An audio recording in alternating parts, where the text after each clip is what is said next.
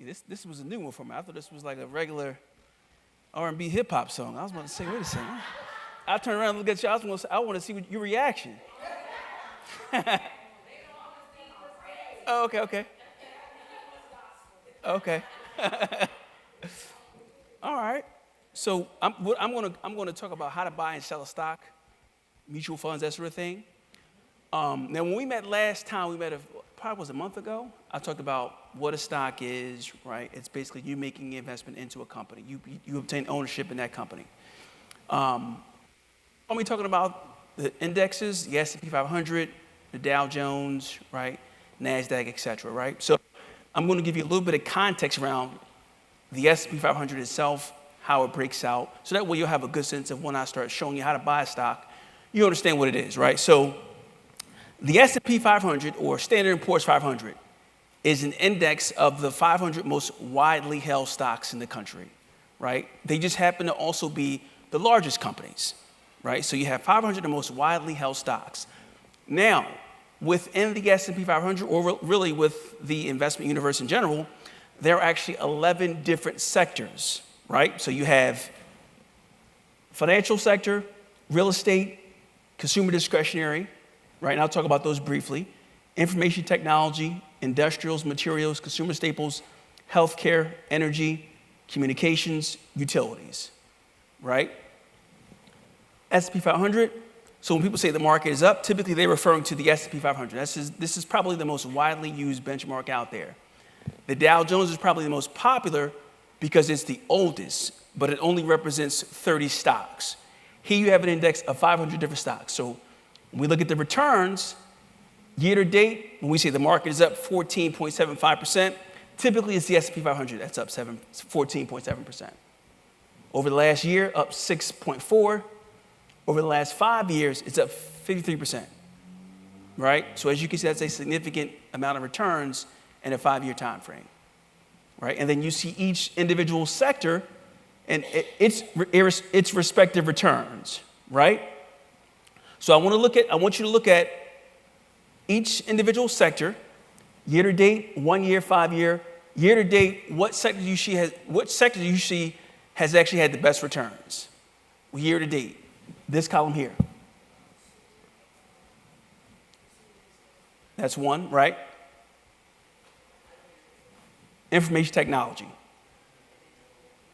Yep, communication service, exactly. So what you're seeing here, information technology, Google, Microsoft, Facebook, etc. Right? That's what's driving this number here. And as a matter of fact, let me go into each sector so you'll see exactly what it represents. Right now, there's 11 sectors, 66 different industries. So I'll show you how that breaks out shortly, right? So we look at consumer discretionary. I'll say information technology. Right? 6 industries, as you can see. Right?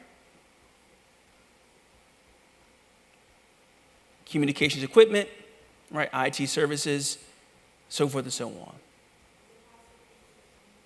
I'm sorry? Sure. Yep.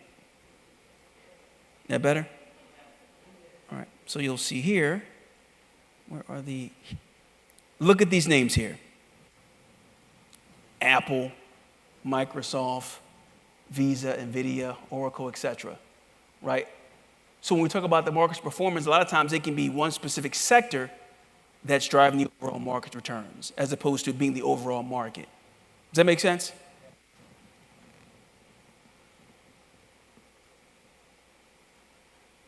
Communication services, that did very well, right? And it kind of tells you what they are, right? So we'll look here at some of the investments within communication services. Where are we? There's not going to be any names here. So you'll have Verizon, things like that will be communication services. It's not a...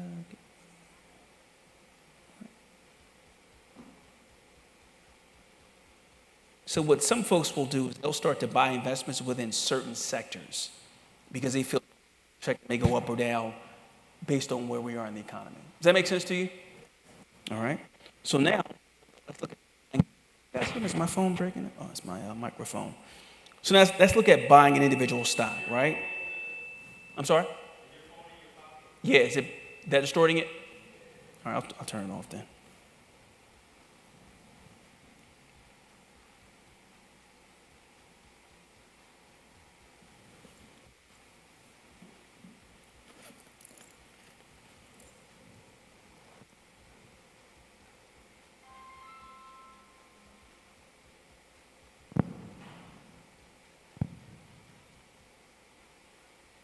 All right, so now let's look at buying Apple.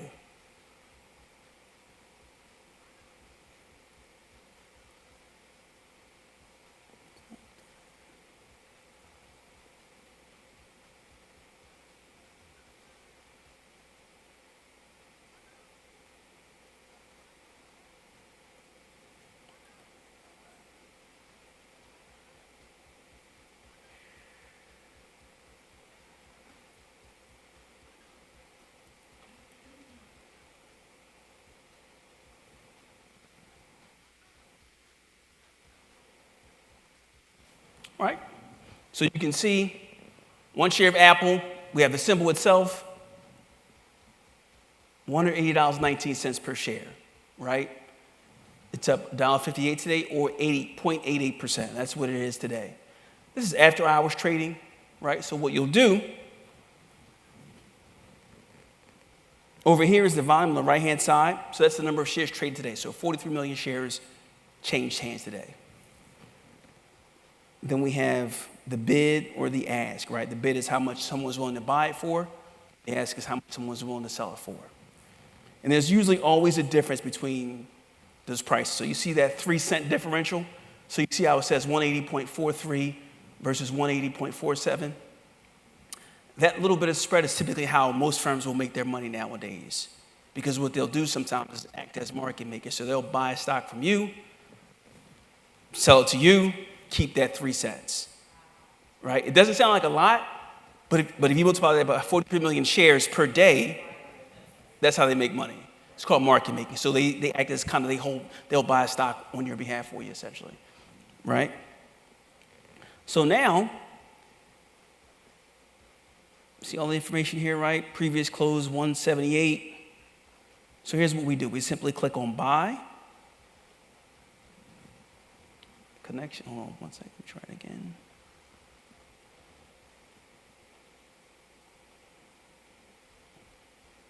All right, this isn't working here, let me see.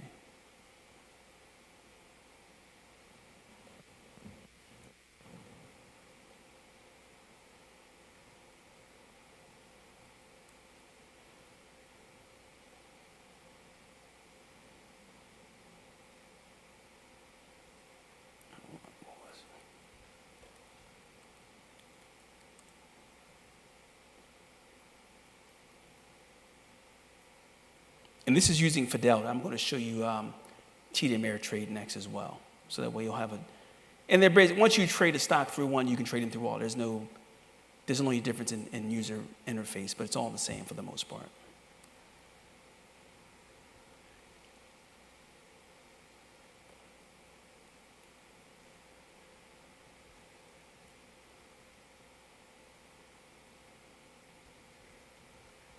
All right, so here's Apple. So we click on buy, right? Buy stock, count here, symbol, right? It's confirming.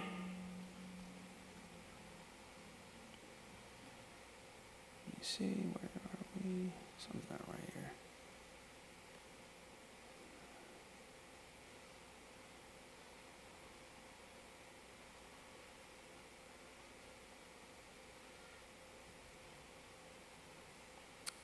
So we click on buy now. Here's where it changes. So I'm just going to click on, let's suppose you want to buy 1 share, it's going to cost you $180. If you want to buy 100 shares, it's going to cost you $1,800, right? Or 18,000 rather. Yeah. So now, or if you had a certain dollar amount, you simply specify, I want to invest $2,000, and it's going to provide the quantity for you. You see that?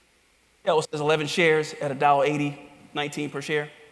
You could do it that way, right? So then, click on apply, right? Now, I'm going to talk about two order types. Whenever you buy a stock, number one, the market is open from 9:30 a.m. to 4 p.m. Monday through Friday, right? So when you buy a stock, there's several different order types, but for simplicity, you can use one of two, or you should be using one of two. The first is what's called a market order. A market order simply says, I'm going to buy that stock at whatever the market price is today. So if the stock is trading at 180.20, that's what the market price is, you want to pay that, right? If that's the case, you're guaranteed to get the stock. In other words, you're guaranteed execution of that order. That's one way you do it. Or if you said, you know what, I want to buy it for a certain price, right? Then you specify order, which says I'm willing to buy this stock only if it trades at this price. So right now the stock was at 180 and some change. You could say, okay, you know what? I want to buy this stock at 175 or better, right? So you click on limit order. For example, just going to say, what's your limit price? I'm going to say 175. You see that?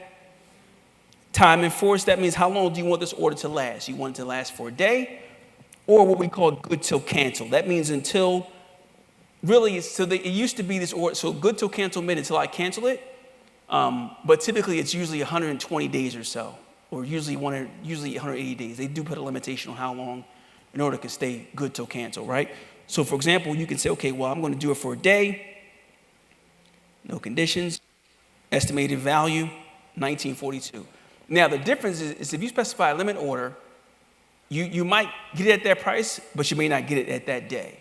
So you're not guaranteed the stock is going to hit that price. In other words, you're not guaranteed execution. Does that make sense?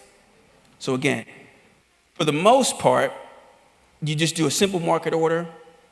And if you like large, well-established companies, a market order is perfectly fine. Once you get into the more speculative, hey, do you know about marijuana stocks, that type of stuff, then you want to start using limit orders, right? Because those are more speculative companies. They can fluctuate very widely, very quickly. So it's not going to allow me to do it, but I click on preview order. So it'll say you don't have enough money here, right? But here's how much it would cost me, roughly $2,000 to buy that stock. And what would happen is I'd buy the stock, I get an email confirmation saying, hey, your order has been executed, and the stock will show up in my account. Does that make sense? So it's very straightforward. That was TD Ameritrade. I'm going to show you, that was Fidelity. I'm going to show you TD Ameritrade. So again, you'll see the very same thing.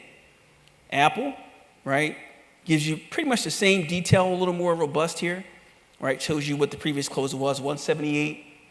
Can you see that? Is that visible enough? It shows you what kind of what the previous close was, what its current price is today, right? Total market cap, 2.8 trillion, so forth and so on. All right, so I click on buy, and it pops up, right? I'm going to say 10 shares, order type, market. Notice how when I specify market order, that price spot goes away. All right, click on preview order.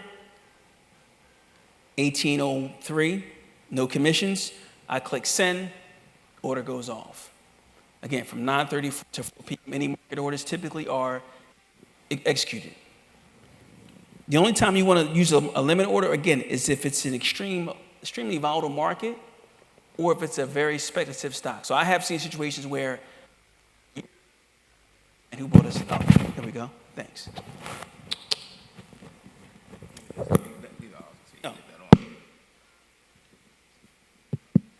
So, can you hear me? Okay. So so years ago, I had a client. You can hear me? I can't hear myself for some reason. All right. Oh, you can hear me? Okay. All right. So now, so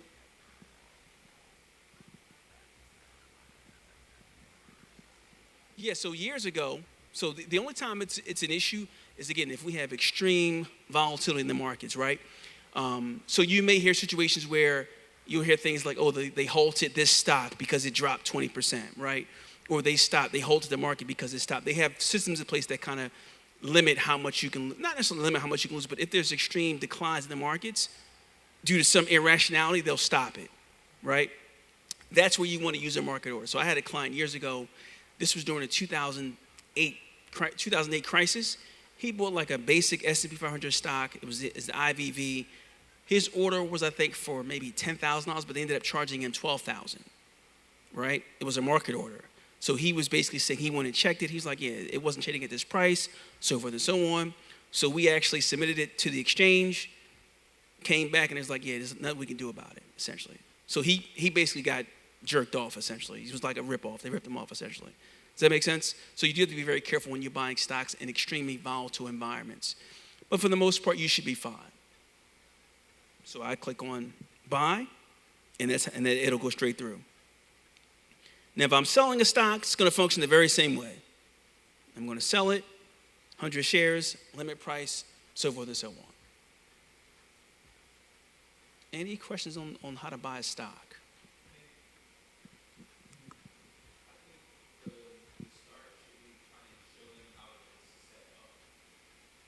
The account? Yeah, okay. So what you'll do, yep. So it's almost like, let's see here.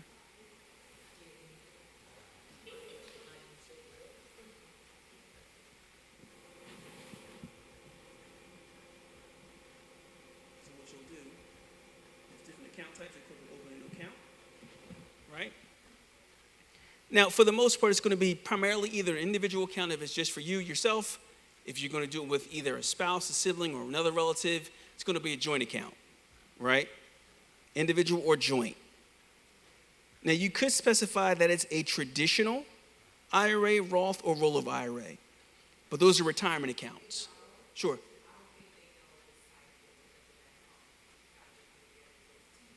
TD Ameritrade, tdameritrade.com. Sorry about that. My apologies.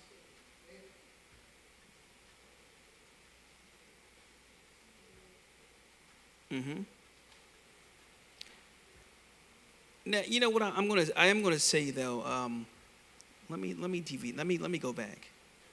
I'm gonna say to use. Let me go to Fidelity.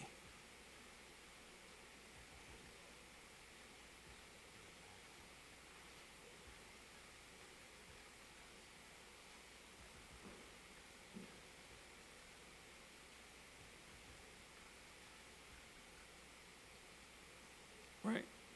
So we click on open a new account. Now what's going to happen is it's going to specify open an individual account, right? And what you'll see here is it's very straightforward information. It's going to ask you for your name, date of birth, right? Social security number, that sort of thing. I mean, it's like opening up, and that's individual. That would be typically an individual account. Yep. Okay. Thanks.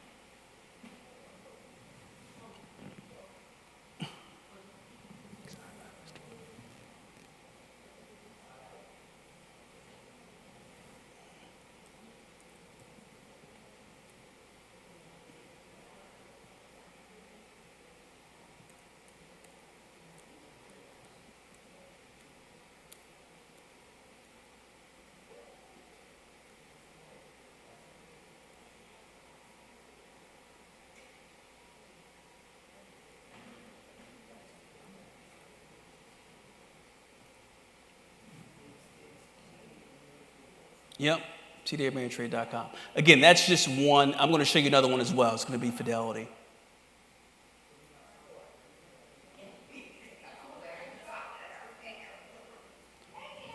So all I'm doing is adding in my name, date of birth, email address, right? Yeah, it's just basic information. I'm going to click continue.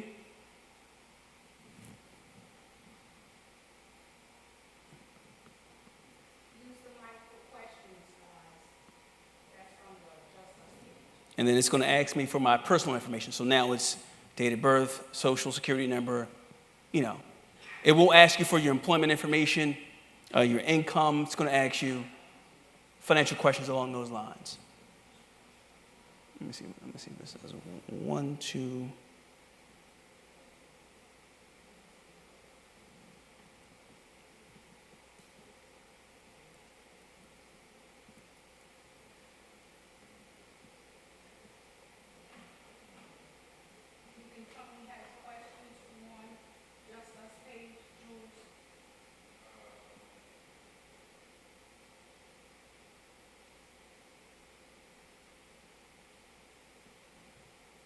See, I'm trying to see if this will just let me self-employed. I'll say retired. So you see that? So now I added in the personal details. Now it wants to know, you know, annual income. Doesn't have to be an exact number. They just want you to fill out a bracket, right? So you'll specify, you know, where your income lies. You see that? Overall net worth, right? Liquid net worth, the difference is really how much you have in liquid assets, which is anything that you can sell easily with minimal risk of loss and taxation. So your house is pretty much illiquid. You can't sell your house today and get whatever it's worth tomorrow. It's going to take months. If you have a stock, bond, mutual funds, or even cash, those are liquid assets. All right, so I'm going to specify net worth. I'm going to say income, employment wages, and I'll say I'm going to deposit this money for my retirement funds. So this question here usually is basically wants to know if any one of your immediate family member works within the investment industry. If it is, you just click yes. If it's not, you click no. For the majority of people, it will be no, right? Here, this is not a big deal here. It's just ask you what type of money market do you want. So once you deposit your money, it goes into a cash account first before you invest it, right? So then it will go into either an FDIC insured money market, which is insured up to $250, or what's called SIPC insured money market. That's the Securities Industry Protection Corporation. That is an insurance fund specifically for investment accounts.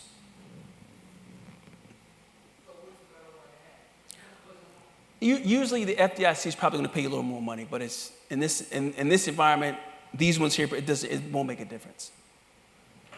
Can you repeat the question for those on the Just Us page, please? So we had someone ask, you said the market is open from 9:30 to 4. Does that mean that's the only time you can buy, sell online? So you do have aftermarket hours, but for the most part, typically that's when the activity is going to really take place between 9:30 and 4. Copy, thank you. Jules, we have a question up here, please. I had asked. Sure. There are members that have been to the finance program Okay. that didn't come tonight. Understood. So they're asking questions on our ministry page, and they said, speak in the mic. So Okay, got it.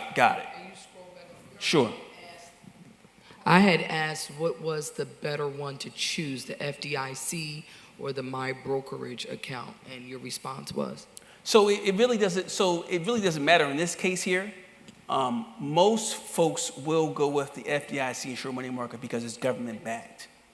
Yeah. So then you click on review information. You know, down lines 124 Main Street, New York, New York. You know, all this information here. You click continue. Let me just see here. I'm going to say cancel. I don't want them to send me an email saying, hey, we need to finish your account. Right? So that's how you would open an account with TD Ameritrade.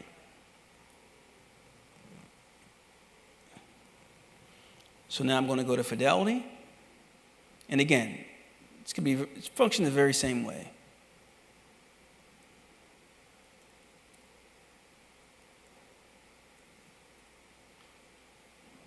Right? So here you click on open an account.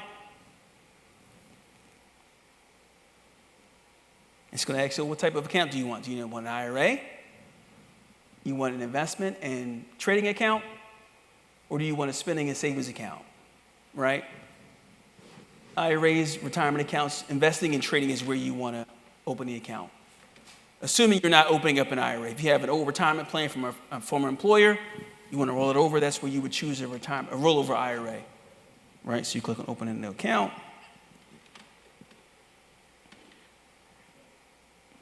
And you're going to get the very same thing.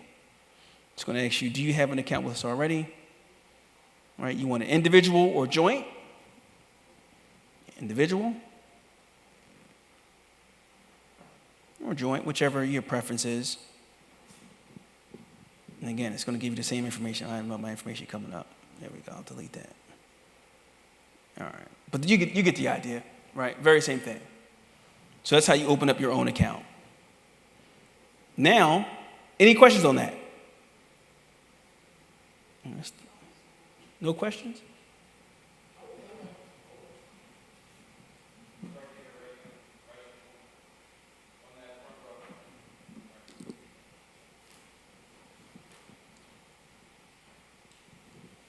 Just for clarity, when you open this account, at that particular time, that's when they want the money to put in? No. So typically they'll say, well, how are you going to fund your account? Are you going to use a check, ACH, etc.? But you don't have to fund it right away. Gotcha. Yeah.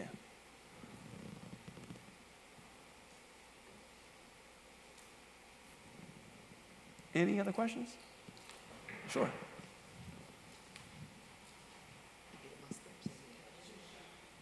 So I am a part of a credit union. I'm not sure if they have investment services, but if they do, would you recommend that I remain with my credit union, or should I choose another lender? So I think the only thing with a lot of the credit unions, there's nothing wrong with working with a credit union from an investment standpoint. You do want to look at what they're recommending, right? Is it going to be some type of annuity, mutual fund type of vehicle? And if so, what are the costs? So you do want to be careful with that.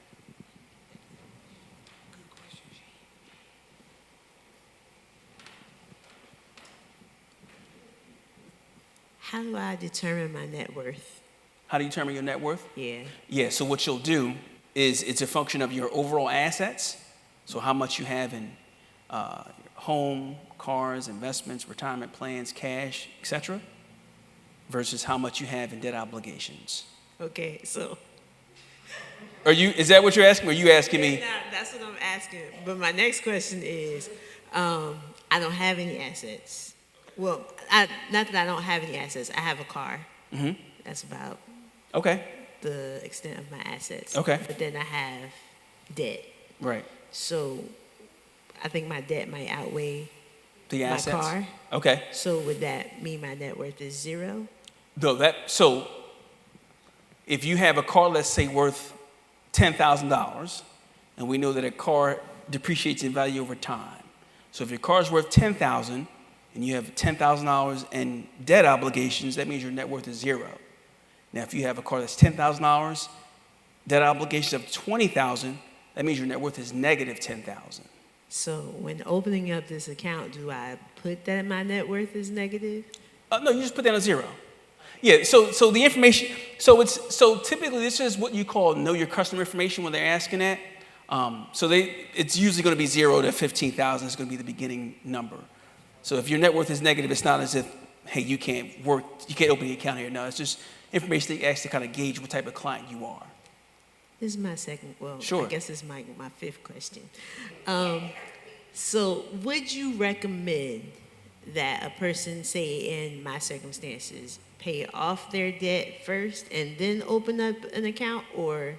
So it'll be a combination of looking at your overall cash flow, right? Because the net worth is a function of what you've done up to this very point.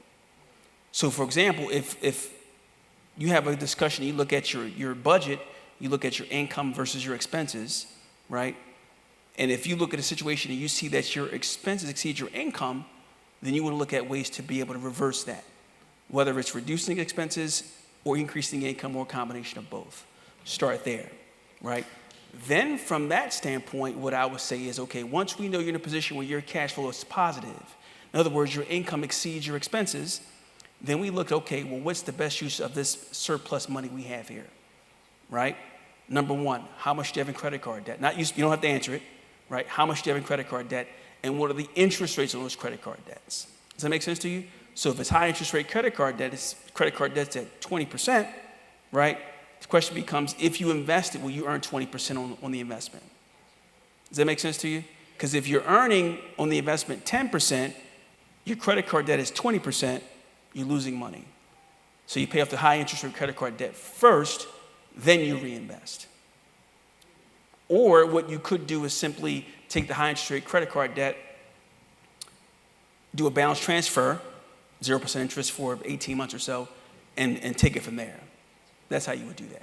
But what I typically would recommend people to do is start focusing on paying down that debt obligation first, and not just paying down the debt, because a lot of times when we look at debt, we say, well, I'm having issues with paying down my credit cards, right? I want to get this credit card debt out of the way. Okay, great. Here's how you do this. Make extra payments, so forth and so on, every month, right? But what happens is typically what you find is that, and this is not even an issue specific to our community. It is, but it affects everyone, quite frankly, right? Because I've had folks come to me doing very well, run up a credit card balance. But what happens is it's a function of your expenses, because you can pay off your credit card debt and say, I'm debt free, praise God. And guess what happens the next year? You ran it back up again. So that suggests there's an issue with the spending. So I always recommend you start with your spending, how much you have in income versus expenses, and take it from there. You always want to make sure that your income exceeds your expenses, right? Because that's really where it starts.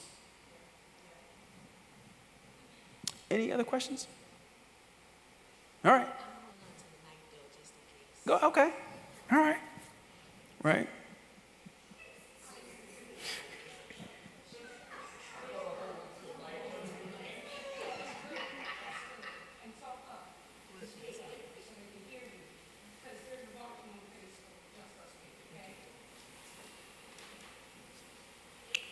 So now we talked about buying individual stock, right? And I typically, folks always ask, hey, what stock should I buy? I don't necessarily give individual stock recommendations. What I tell you to do is invest in companies whose products and services that you use on a regular basis. If it's Apple, if it's Amazon, then that's what you should be at least buying into. Other than that, it's going to be a mutual fund or an ETF, and I'll show you how that works out, right? So unlike a stock, right? Let me just think of one fund here. It should be coming up. Okay, so this is the Fidelity Magellan Fund, right? It's probably one of the largest. As a matter of fact, I'll do one even better. I'll do an index fund.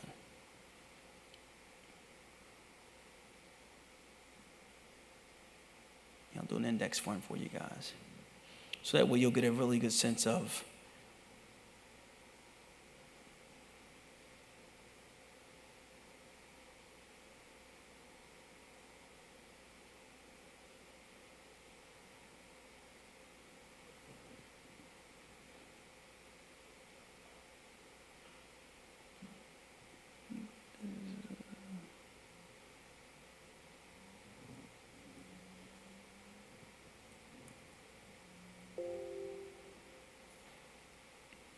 just take a quick one here.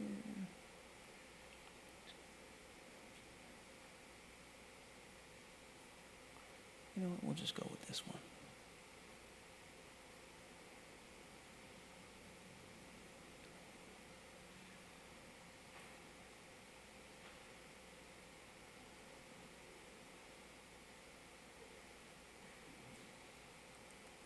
We'll just go with this fund here.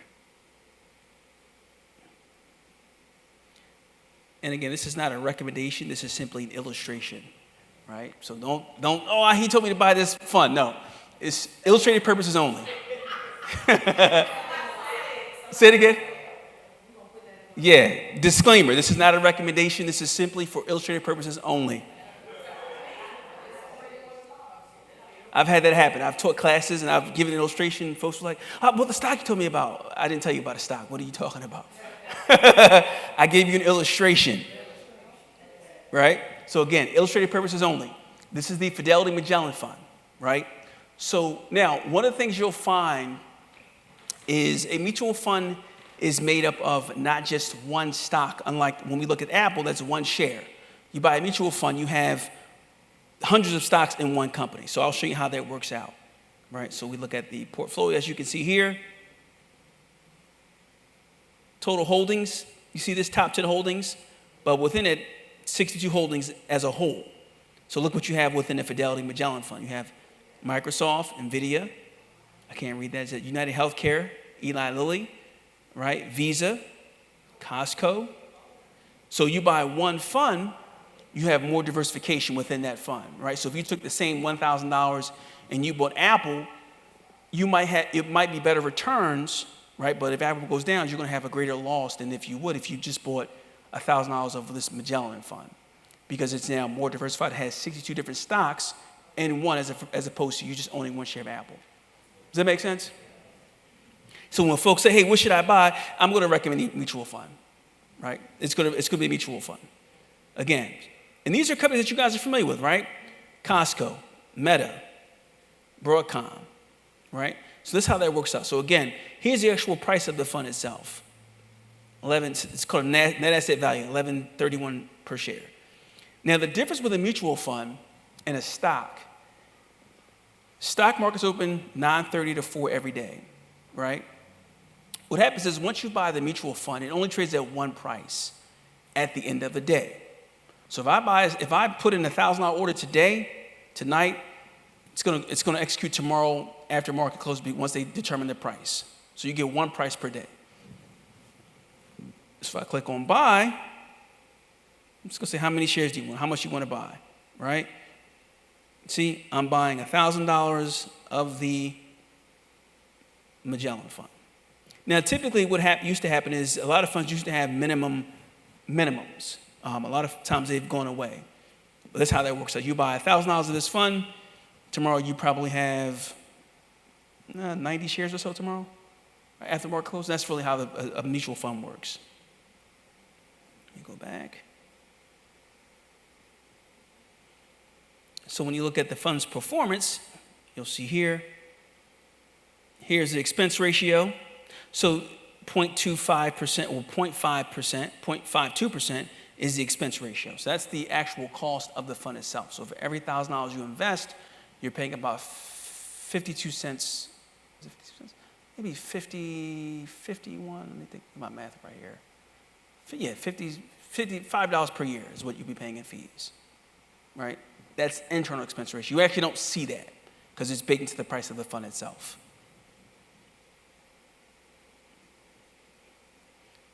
Here, so you'll see here performance, right?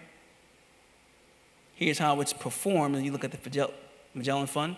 1 year up 6.9%, 3 years up 7.7%, 5 years up 10.3%, lifetime, so forth and so on.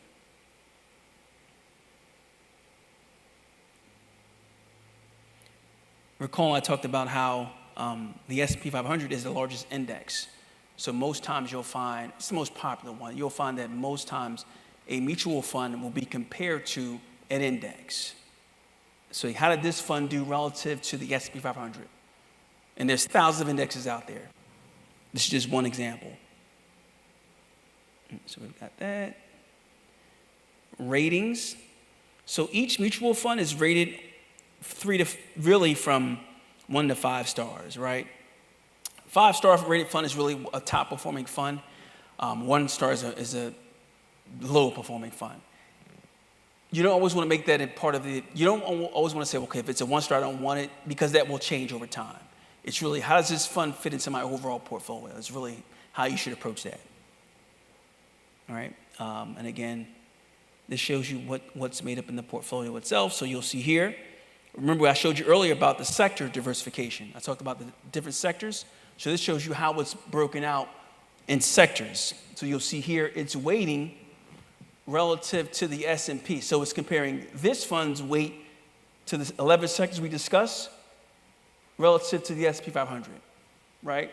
So here you'll see it's 34% versus 28%. This would mean that they're heavily weighted towards technology, or what would you call overweight technology. You see that?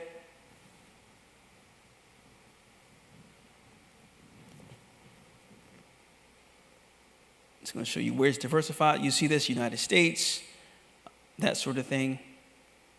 Now, this is this is typically how most folks will invest your money using mutual funds, right? Then you have, let me see, SPY. So that's mutual funds. Then you have ETFs, exchange traded funds. Now, they're just like mutual funds, except they trade on the exchange like a stock. So you're almost buying a mutual fund type product that trades like a stock throughout the day. Most mutual ETFs are based off of an index. Hopefully this loads up for us.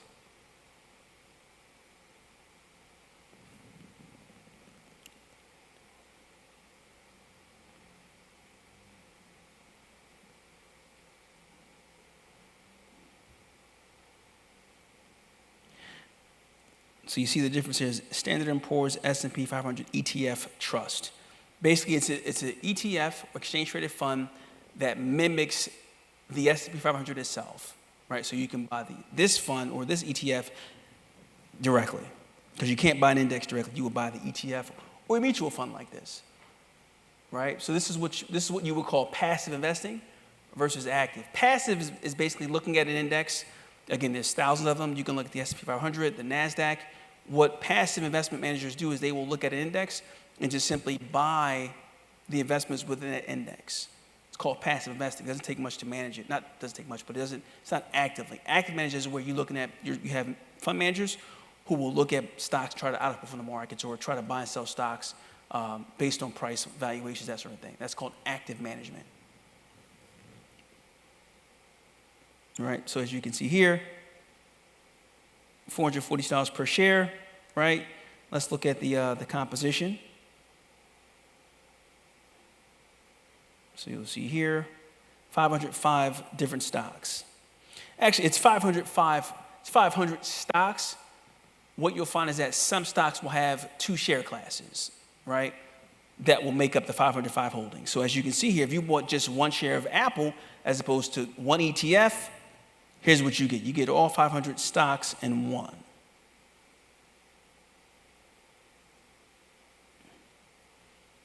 Look at the returns. Where are we?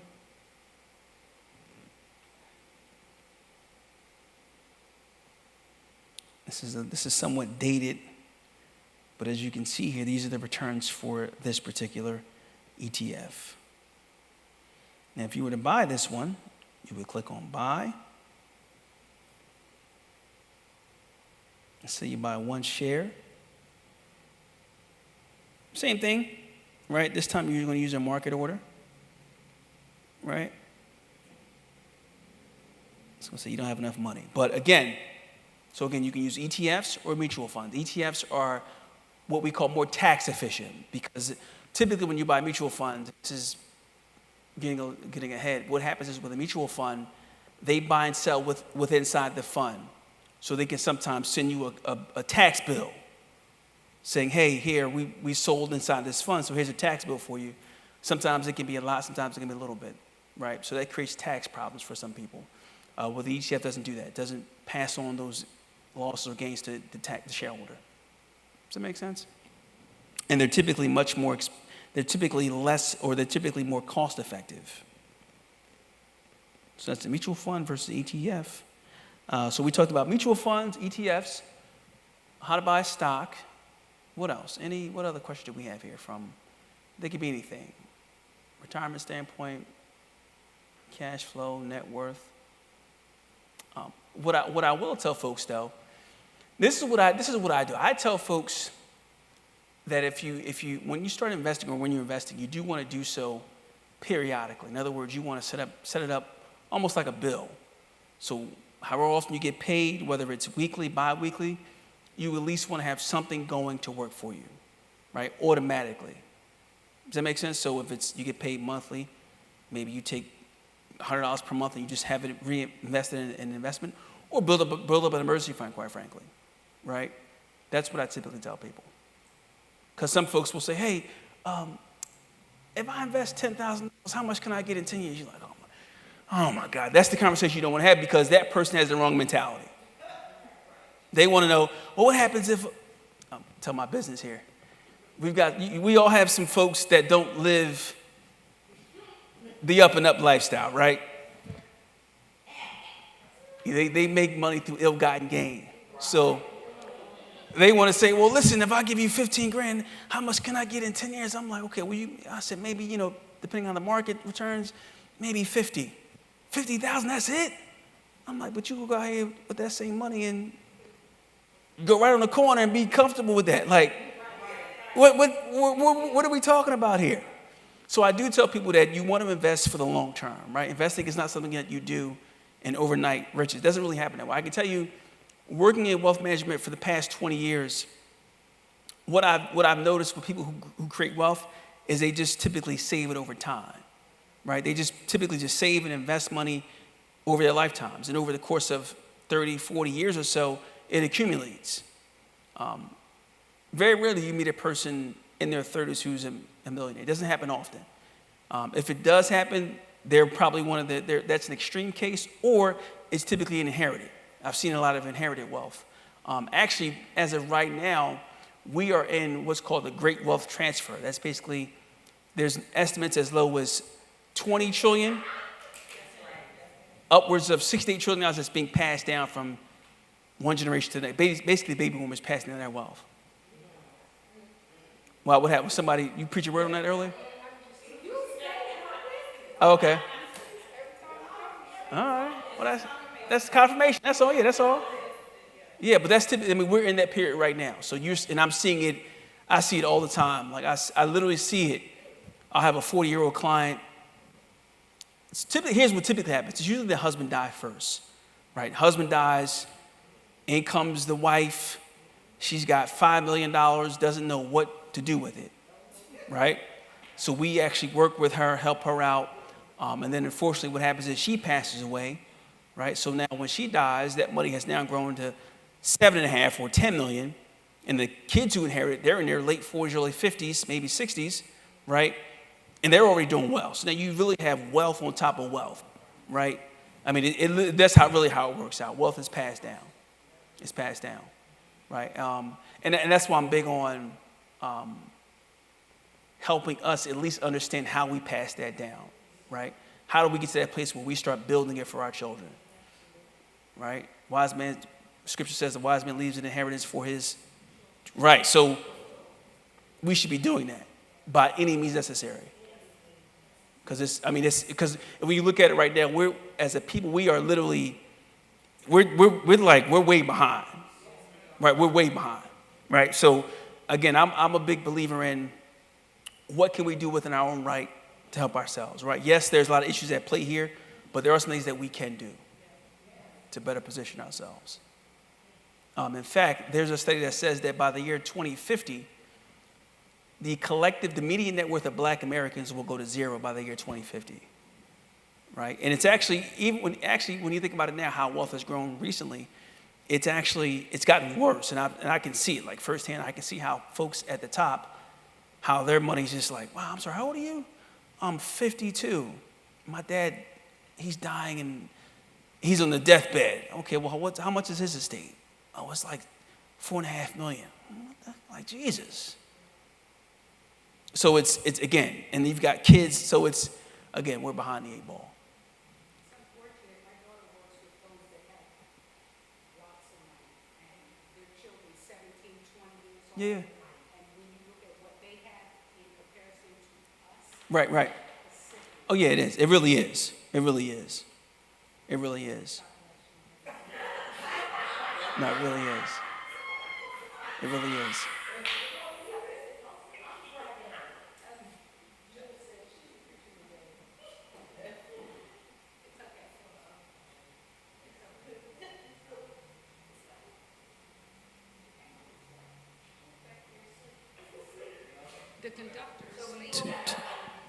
The conductor is asleep.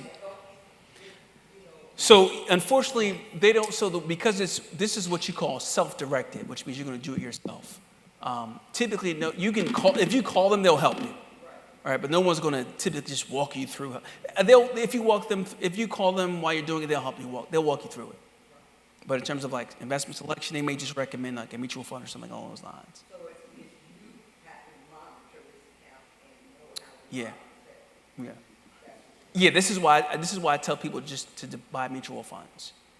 Right. Once you start buying stocks, and it's going to get to a point where you have to monitor it. And I can tell you firsthand, people go. It goes in waves. People will get very eager about the markets. They'll, I want to learn about it. They'll buy a stock here, and all of a sudden you come back 6 months to a year later, and what happened? Oh, I got busy. How's that stock doing? Oh, let me check it. I'm on the phone. Hold on. Let me. I got to reset my password. Okay, so you haven't been here in a while.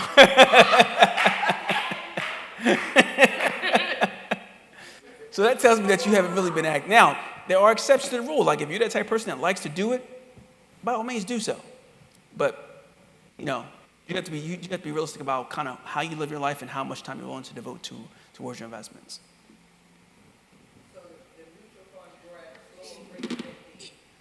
Individual stocks?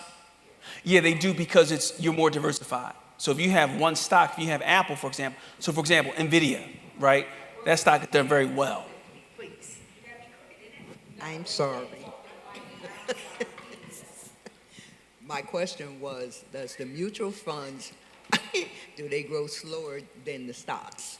Yes. So mutual funds grow slower than stocks because with an individual stock, you're buying one share of that particular stock. You're not diversified. So what happens is that one particular stock could just do extremely well, right? And if you have that, that'll be a good thing if it's going up, right? Once it goes down, you're going to see it decline much more significantly than a mutual fund. But that's the one you have to keep an eye on the stock. Yeah, yeah. Okay. Now, here's what I will say: if you're that strong about a stock, buy it and do what's called dollar cost averaging, which means you're going to set about a certain amount of money each month or week or whatever the case may be, and just buy it over time, right? You could do that, but you do have to be very disciplined about how you just invest money that way. Gotcha. Thank you, Raymond. Let me show you. Yeah, so that's what I typically recommend. Now, it has happened where you'll find folks so for example, I remember years ago, this was 2011. And this was literally, I'm not going to call it luck, but I was very impressed because at the time, she was much older. She was in her 70s. And she worked for Pico for years. And she never saved. And all of a sudden, she had a conversation with someone, and she just started buying up Exelon stock. Like she bought it, I almost want to say she bought it like 20 years straight. Like just bought it, like as a retirement. And it grew to like $4 million, right? So that's kind of like the exception. And then her daughter was very greedy about it. Like, I mean, she wanted to know where it was going, who was getting it, that sort of thing. But that's like the exception of someone who was willing just to put money into it over time. It can happen. But I think if you're just starting out, it's better to buy mutual funds and just dollar cost averaging over time.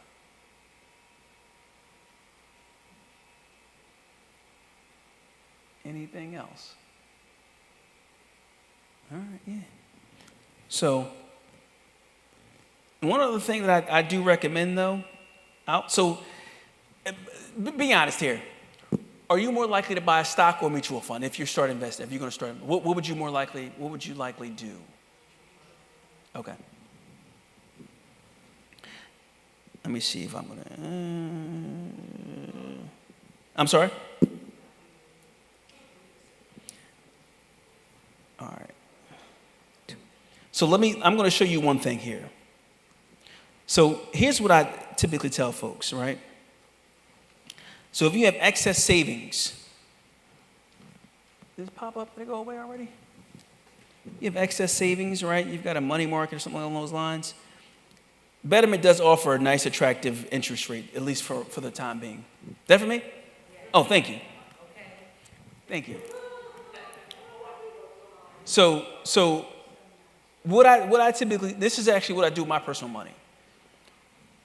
I use Betterment. Now, what they do is they will basically put together a portfolio for you of ETFs, right? And I use them because it's easy to do. I literally put money into it every week. You know, basically, I just add money into it. So what you do here, you get started, right? You know, it's what are you investing for? It can be, you know, build wealth, a specific goal, whatever the case may be. This is the only thing I don't like about this one. So what I'm going to, I hate doing this because it starts to ask you for your email. Yes, it's yeah, let me.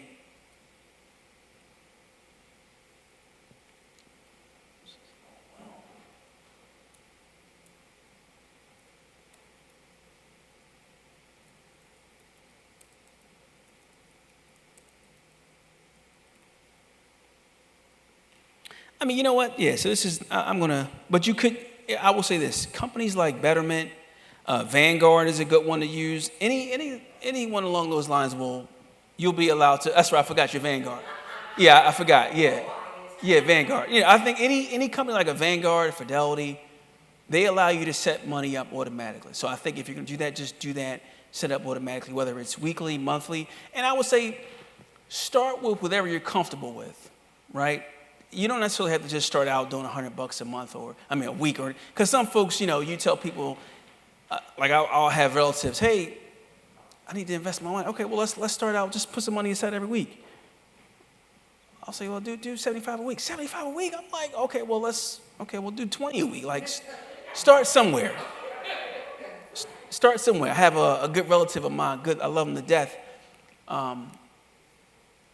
He's been with this company for a couple of years. And I said, well, why don't you put money towards your retirement? He said, I can't afford it. I'm like, look, just do 5%. No, I said, I said, do 50 a week. He said, I can't do 50 a week. That's too much money. I said, think about it from this standpoint. That's 5% of $100. I said, what is that? $5, right? Yeah. You could spend $5 and wouldn't even give an account for it. You would just trip over $5 and wouldn't realize you spent $5. So I said, if you can't do it that way, start at 2% and just build it up over time. But you have to do something. And then you'll get in the habit of just adding more. That's pretty much what I do with my personal finances. My wife, she gets a raise, or we get a raise of any kind, and it doesn't have to be a large raise. It can be, you know how they just 2% raise. Okay, well, let me just go ahead and I'm not going to see, it's not a big deal anyway, so let me just put the 2% up my savings. That's how you do it over time.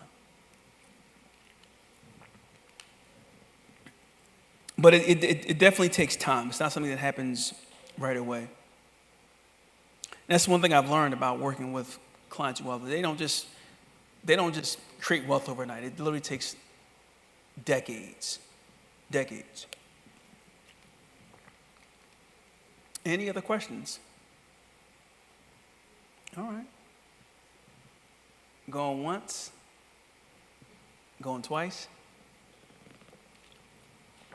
All right, that's it, ladies and gentlemen. Or ladies, for the most part. A couple gentlemen back here, okay.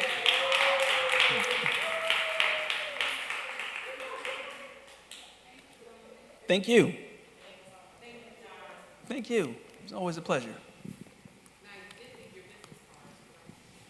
Actually, I did. I'll leave them. I'll give them to you now, actually.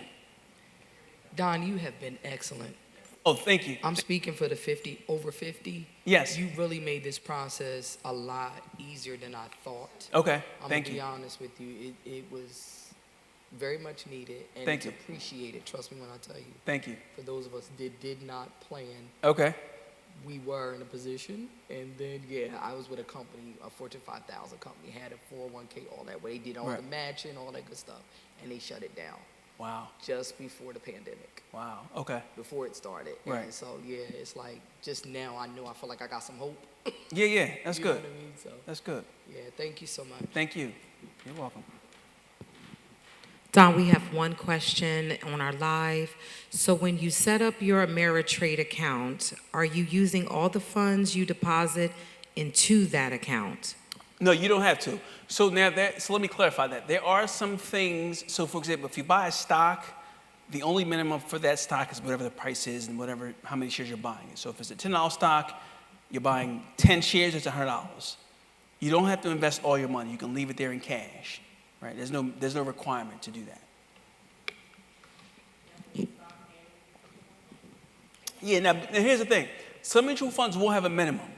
Some may have a minimum of 1,000. Sometimes it can be 2,000. So you have to look at the minimums for the mutual funds.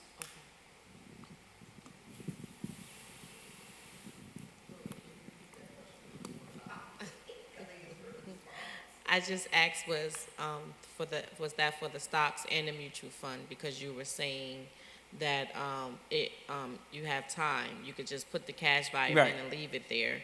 So I was asking, was that for stocks and mutual fund? Yeah, it's for both. It's for both. You know, only mutual funds sometimes will have a minimum, but that's it.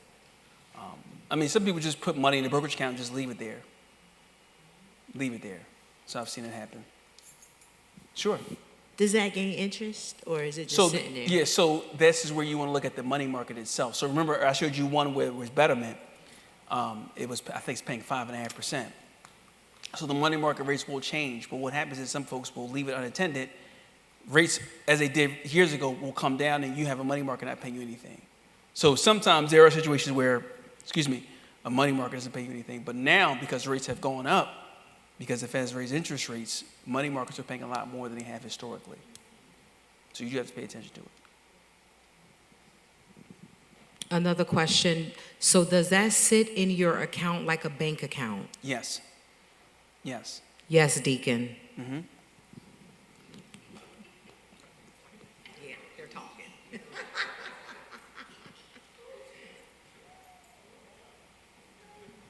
I think that's all the questions. Okay. Okay. All right. Thank you. Thank you.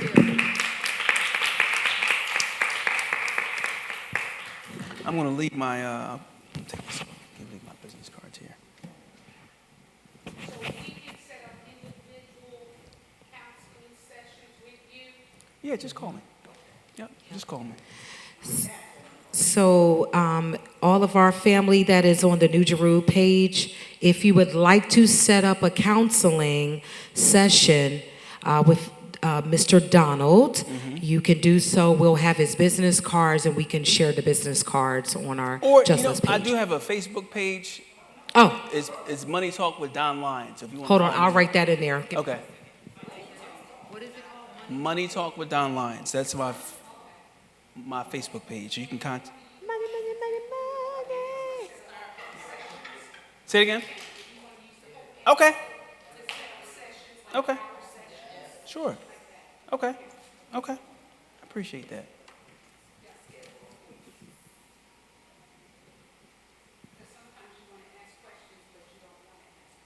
Right. Say it again. Yes. Right, right, right.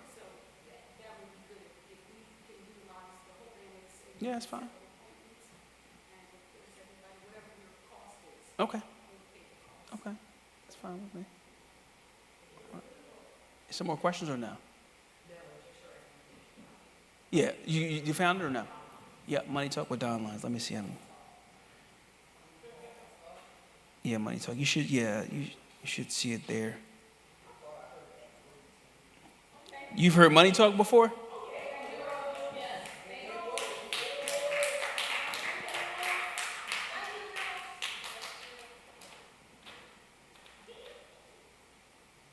Okay. All right, we're all set then.